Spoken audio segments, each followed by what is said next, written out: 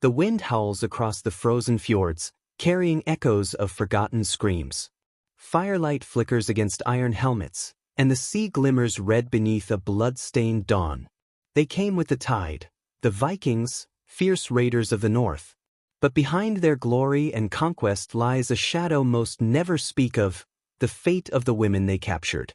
For centuries, Viking warriors have been painted as explorers, traders, and heroes of sagas. Yet, buried beneath the poetry of the skalds is a brutal truth. Conquest was not just about land or silver, it was about power, dominance, and the spoils of war. And among those spoils were human lives. When Viking longships appeared on the horizon, villages along the coasts of England, Ireland, and the Frankish Empire trembled.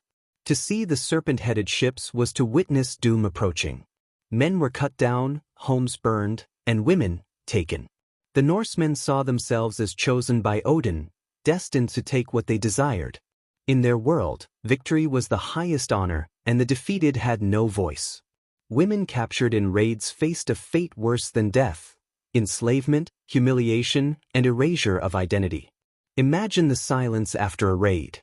Smoke curling from what was once a home. A mother clutching her child, dragged through mud as her village burns. The screams fade, but the terror lingers.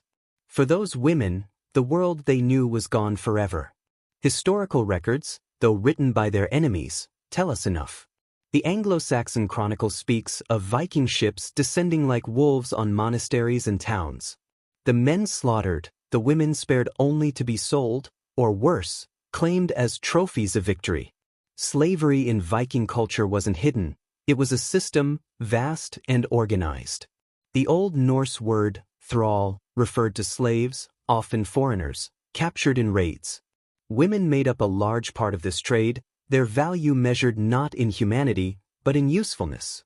These thralls were sold in bustling markets from Dublin to Hedeby, their fates sealed with a single exchange. Some were sent across seas to distant lands, others remained in Viking households, serving as laborers, concubines, or wives, in name only. The Viking home was both hearth and prison for a captured woman. Those sagas often praise the beauty and strength of Norse women. Not all women there were free.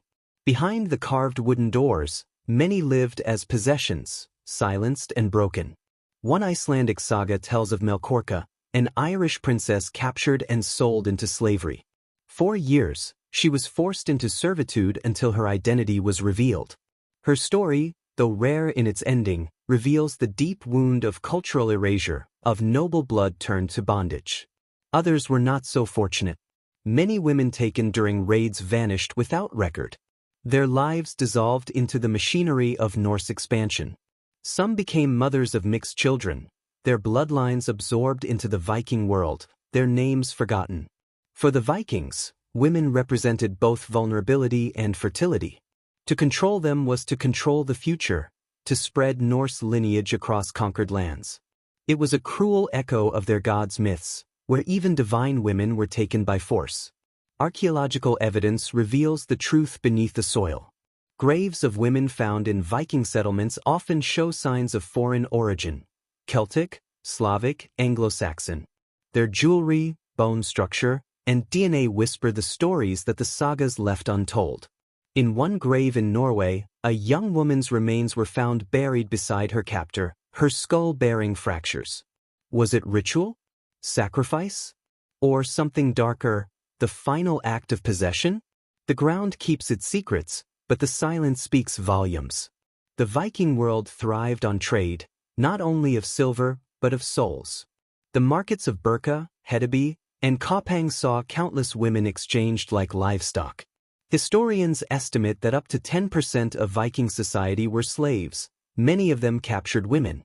Imagine the sound of those markets, the cries of merchants, the clink of coins, and beneath it all, the soft, hopeless weeping of the enslaved. For every victory sung by the skalds, there were 100 women whose names were never spoken again. But not all women remained silent. Some fought back, using cunning and resilience to survive. In Icelandic sagas, we find whispers of women who rose from captivity to power, who played their captors' game better than the men who enslaved them. There was the tale of the deep-minded, a woman of strength and cunning.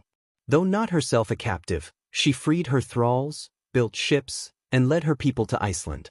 Her story stands in sharp contrast, a flicker of defiance in a dark age. Yet for most, freedom was a dream beyond reach. Viking raids stretched across Europe, from the British Isles to the rivers of Russia. Every conquest brought new captives, and every captive carried the same terror, the loss of self. In Slavic lands, women were seized from villages and marched for days, chained and starving, to Viking ports.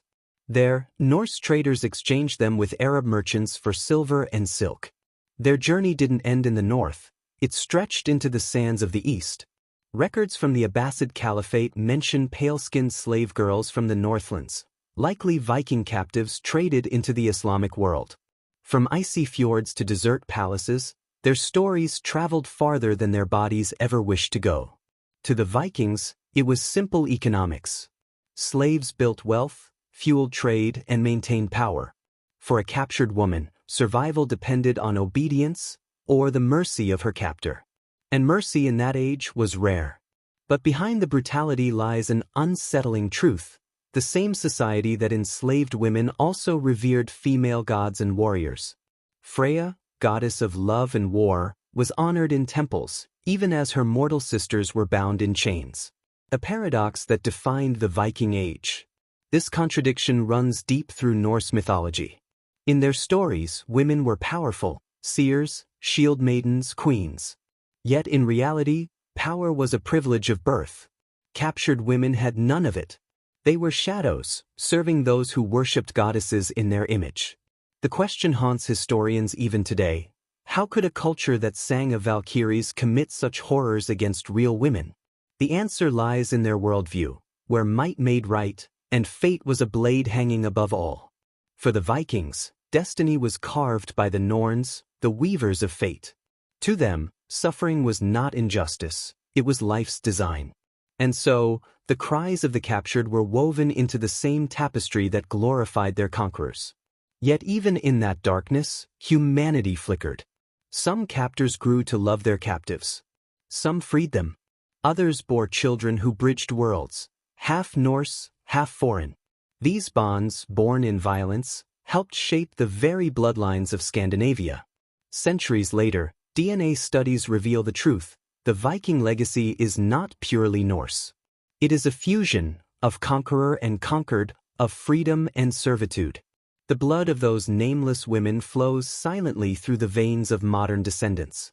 Today, we celebrate the Vikings for their ships, their courage, their sagas. But every empire has its shadows. Behind the roar of their axes and the shimmer of their longships was a silence, the silence of the women whose stories were buried by time. The ocean still whispers their names.